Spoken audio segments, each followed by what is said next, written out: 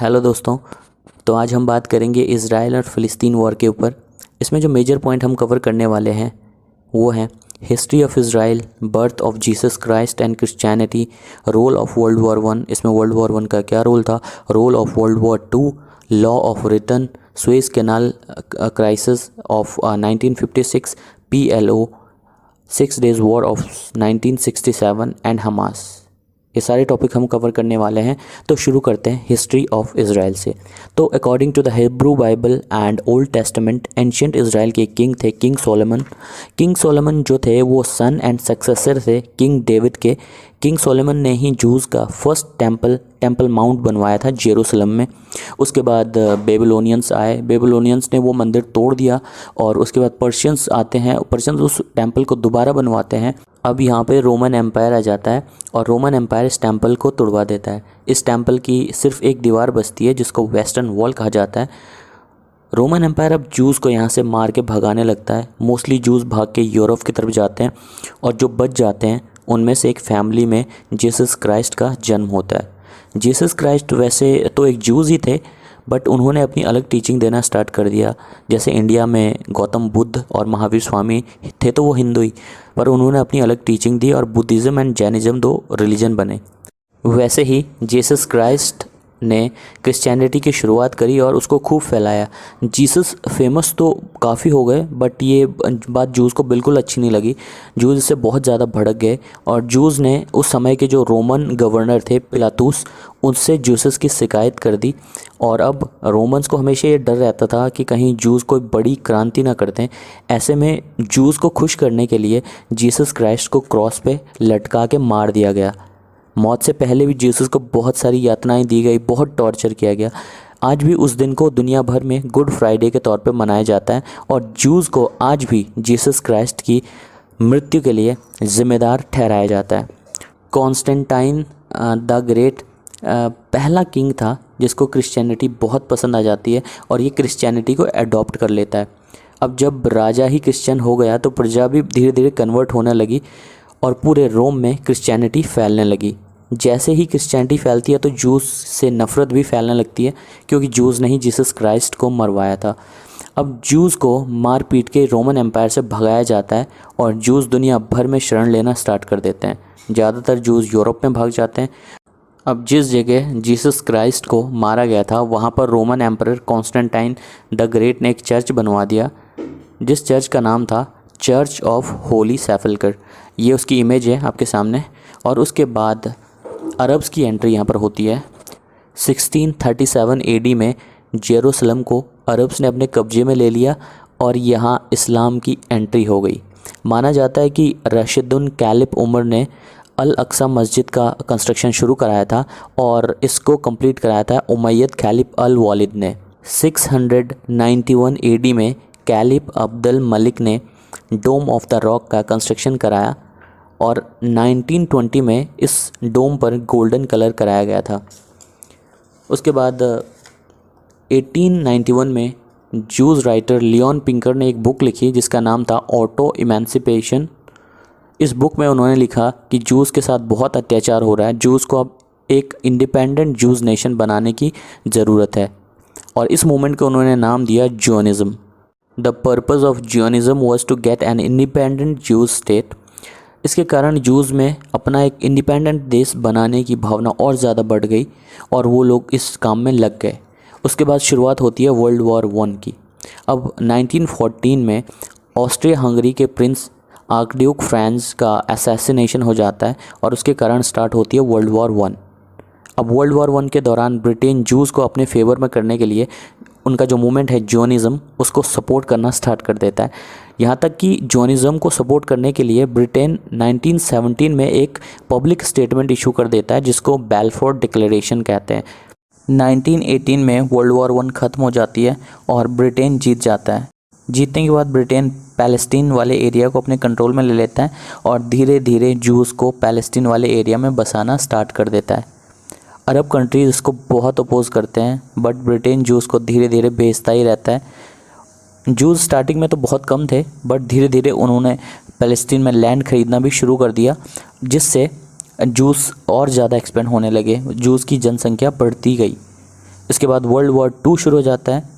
1939 में world war 2 start हो जाता है और जूस फिर से ब्रिटेन को खूब सपोर्ट करते हैं। वर्ल्ड वॉर 2 ख़त्म होने के बाद सारे देश मिलकर यूएन बनाते हैं।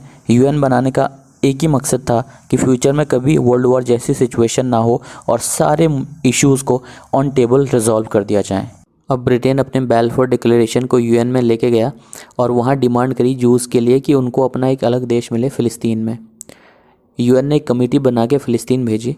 उस कमेटी ने एक सल्यूशन निकाला कि यहाँ पर 2 देश बनाए जाएं, एक जूस के लिए इज़राइल और दूसरा फ़िलिस्तीनियों के लिए फ़िलिस्तीन। साथ ही जेरूसलम को यूएन अपने कंट्रोल में रखें। में ये डिसीजन पास हो जाता है और 1947 में दोनों कंट्रीज़ का मैप रिलीज़ कर देता है यूएन और बन जाते हैं 2 नए देश, इज़राइल और फ़िलिस्तीन। इससे जूस बहुत खुश हो जाते हैं। बट जिस दिन इज़राइल ने घोषणा की कि हमारा नया देश बन गया है, ठीक उसी दिन एक वॉर स्टार्ट हो जाता है और इस वॉर को बोलते हैं वॉर ऑफ 1948-49। ये युद्ध करीब 1 साल तक चला और इज़राइल के ऊपर हमला किया था इजिप्ट, जॉर्डन, सीरिया और इराक ने। इन 4 देशों को सपोर्ट कर रहा था सऊदी अरेबिया, यमन और सूडान। अब 7-8 देशों की सहायता से ये युद्ध स्टार्ट हुआ। ऐसा लग रहा था कि इज़राइल इतने सारे देशों से नहीं जीत पाएगा, बट हुआ उसका उल्टा। इज़राइल ने एक साथ सारे अरब कंट्रीज़ को हरा दिया और जो ज़मीन यूएन से मिली थी उससे ज़्यादा ज़मीन हड़प ली। पब्लिकली तो इज़राइल अकेला दिख रहा था, बट बैकडोर से उसको सपोर्ट था यूएसए का, यूएसएसआर का, इंग्लैंड का, ऐसा माना जाता है। वरना इतने सारे अरब कंट्रीज़ को एक साथ हराना इतना ईजी नहीं था इज़राइल के लिए। 5 जुलाई 1950 को इज़राइल ने एक लॉ पास किया जिसको बोलते हैं लॉ ऑफ रिटर्न। इस लॉ के तहत दुनिया का कोई भी जूस इज़राइल आ सकता है, चाहे वो दुनिया के किसी भी कोने में रहता हो, उसको इज़राइल की सिटीजनशिप मिल जाएगी। इस लॉ के कारण माइग्रेशन और बढ़ा। 1948 तक वहाँ 7 लाख जूस आ गए और 1951 में 14 लाख, 1958 में 20 लाख जूस वहाँ आ गए। तो लगातार इनकी पॉपुलेशन बढ़ती चली गई जूस की इज़राइल में। अब 1956 में एक नया युद्ध शुरू होता है जिसको बोलते हैं सुएज़ क्राइसिस ऑफ 1956।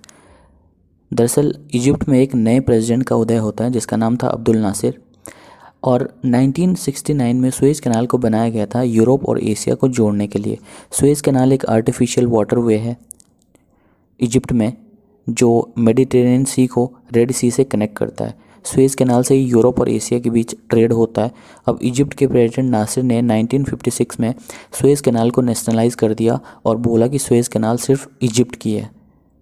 अब नासिर ने ये जान के किया ताकि वो इज़राइल के सी रूट को ब्लॉक कर सकें। इज़राइल के पास एशिया से ट्रेड करने के 2 ही सी रूट हैं, पहला है सुएज़ कैनाल और दूसरा है straight of Tehran. Straight of Tehran Saudi Arabia से लगी हुई है। अब अगर इजिप्ट सुएज़ कैनाल को ब्लॉक कर दें और Saudi Arabia straight of Tehran को ब्लॉक कर दें तो इज़राइल के पास एशिया से ट्रेड करने के सारे रास्ते बंद हो जाते हैं। अब इजिप्ट सुएज़ कैनाल को कंट्रोल कर देता है और इज़राइल को सुएज़ कैनाल से निकलने नहीं देता। साथ ही सऊदी अरेबिया के सपोर्ट से स्ट्रेट ऑफ तेहरान को भी कंट्रोल करा देता है। अब इज़राइल फंस जाता है। इज़राइल के सामने वॉर के अलावा कोई भी ऑप्शन नहीं बचता है।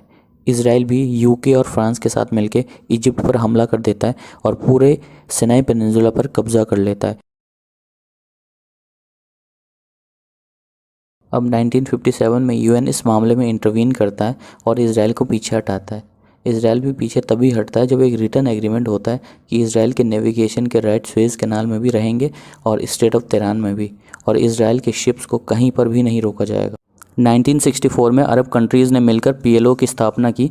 पीएलओ का फुल फॉर्म है पैलेस्टीन लिबरेशन ऑर्गेनाइजेशन। पीएलओ का मेन एम है लिबरेशन ऑफ फिलिस्तीन थ्रू आर्म्ड स्ट्रगल।